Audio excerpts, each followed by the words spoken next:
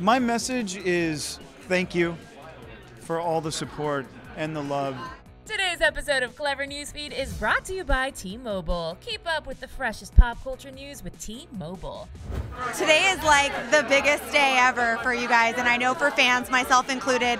That video that you showed at the panel was a tearjerker, and the moment when Julie said, "There's only two things left to say, thank you and goodbye," was your heart breaking like mine? I may have cried a bit myself. Yeah. This has not only been the longest acting job of my entire life, but it's a quarter of my life, literally. So the experiences that have been captured in this experience, you could write a book about, you know? So I just want to say thank you to you, and to everyone else. Yeah, what is your message to the fans who, I mean, like you were saying, this is a big chunk of your life, 8 years. My message to the fans is always thank you, and I'm grateful, but I also want to give a thank you to Atlanta, Georgia. Yeah. We film in Atlanta, like, Georgians are amazing people. Our crew's amazing, they're Georgians as well. Like, I don't know, I'm a humble guy, and I'm feeling grateful. What do you have to say to the fans? Like, what's your message in this moment that's happening?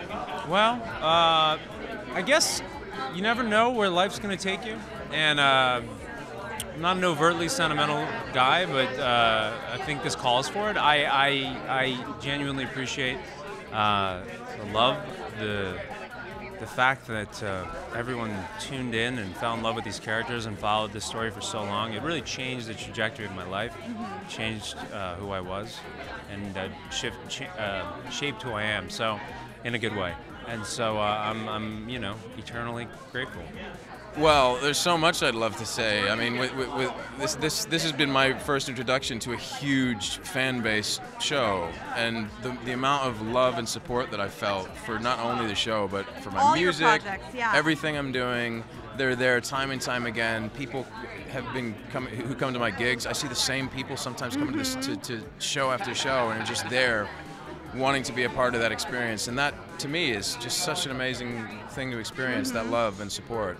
So, I mean, we make the show for the fans. Right. I mean, they're our bosses in a way. And I think it's an important thing to remember for all people in the entertainment industry, is that your fans are the people you're making this for. Respect them, love them, and show your support. So, What do you want to say to the fans? You guys have one of the most passionate fandoms out there, really.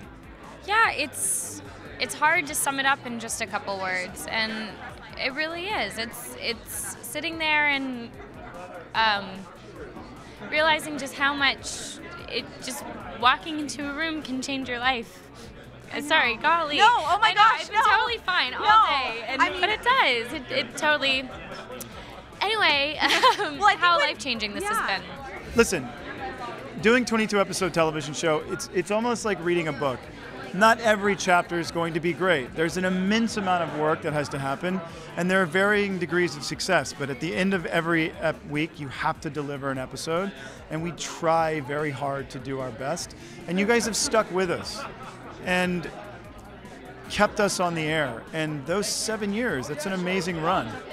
So we're grateful. Yeah, I mean, I know the fans are so passionate. You guys have, well, I don't even need to tell you, you have one of the strongest, most passionate fandoms out there. And I think one of the moments in the video today that really hit me was when Julie said, "There's only two things left to say, thank you and goodbye." Oh, my heart breaks. Yeah, What do you have to say to the fans? Because I know you're very connected to them. Like, what's your message to them right now? My message is thank you for all the support and the love. And just remember that the human element that goes beyond this show is that as much as we love this show and we're so grateful for you for keeping the show in the air, we are actually not our characters. We're human beings who have families and lives and hopes and dreams just like you do.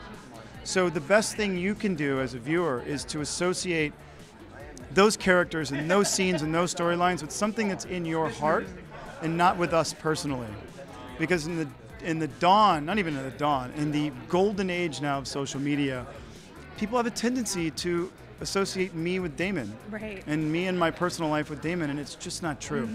So as we grow up and as we age and as we mature, just remember that there's something beautiful about fandom, but there's also something that's beautiful about boundaries and Right. knowing that there is a separation. And so the best thing, I see it as a two-parter. You get to love a character on television, and you get to either like or dislike the person as a person. But we're all good people on this cast, and we're just doing the best we can. So whatever that's worth, whatever that means to you guys, I hope you take it with only coming from a place of compassion and teaching the younger viewers to just remember that we are not our characters. And thank you for the passion and the love. Yeah. Now let's find the compassion and the love. Exactly. Preach. Putting on my praise hands right there. Don't go just yet, you guys. Click to the left for the entire Comic-Con panel of the Vampire Diaries, or click right for our revealing interview with Paul Wesley. And another big thanks to T-Mobile. With double the LTE coverage, now you can stay in the know in more places.